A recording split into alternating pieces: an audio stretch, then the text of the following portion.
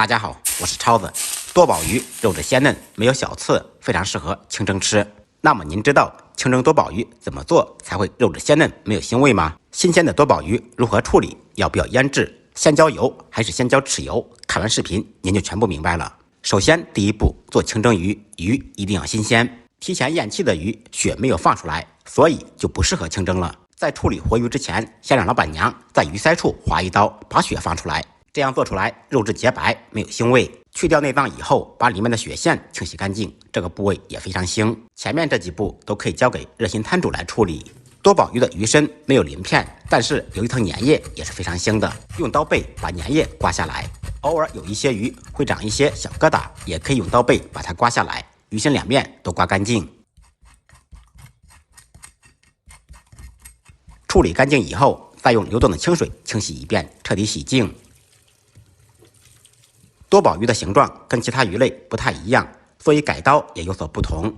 我们从鱼的正面划一刀，贴着鱼的脊椎骨，不要划透，然后再顺着鱼胸骨向两边划开。这样改刀既不破坏鱼的整体形状，而且可以减少蒸制的时间，更容易蒸透。刀口也不用太深，主要是把后的一部分鱼肉片开就可以了。然后准备一个白色的盘子，放上2根老板常用的筷子，再把鱼搭在筷子上面。这一步同样可以减少蒸制的时间，更容易蒸透。放少许姜片，少许小葱。新鲜的多宝鱼是不用腌制的，但是我们需要撒入一点盐，入少许底味，少许白胡椒粉去香增腥。接下来起锅做水，开大火把水烧开。无论蒸什么鱼，我们都要热水上锅蒸，因为热水蒸鱼可以迅速锁住鱼的水分不流失，蒸出来更加鲜嫩。盖上盖子，开大火蒸6分钟左右。利用这个时间，我们准备蒸鱼必备五彩丝。五彩丝指的就是姜丝、葱白丝、葱叶丝、红椒丝、香菜。1小块生姜去皮，先切成薄片，再切成细丝。大葱或者小葱，葱叶子卷起来，同样切成细丝。这样切出来的葱丝又长又漂亮。切好以后，在水中浸泡，就可以自动卷起来，非常漂亮。葱白切成长段，从中间划一刀，再切成细丝。不辣的红椒同样切细丝，香菜洗净切成长段，切好以后全部放入清水中浸泡5分钟左右。经过清水浸泡以后，所有的丝就会自动卷起来。6分钟以后，鱼就蒸好了，然后关火再焖1分钟，稍微回下气。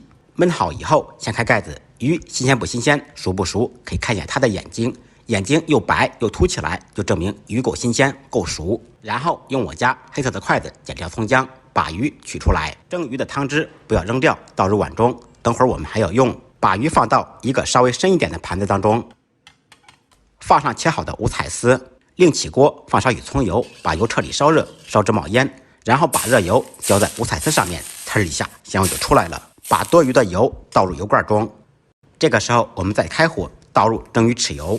蒸鱼豉油放入锅中稍微烹一下，一是可以加热，冬天的话不会太凉；二是可以炝出酱香味。放入刚才蒸鱼的汤汁，这样吃起来又鲜又不会太咸。开大火把汤汁烧开，放入一点白糖提鲜中和味道，然后把豉油顺着盘边浇入盘中。一道看似简单，其实很讲究的清蒸多宝鱼就做好了。按照我的方法蒸的鱼，肉质鲜嫩，没有腥味，让您在家也能做出饭店的味道。我每天都在呕心沥血、废寝忘食的教大家做菜。学会的同学，麻烦动动您发财的小手，点关注，点个赞。再忙再累，记得按时吃饭。下期视频见，拜拜。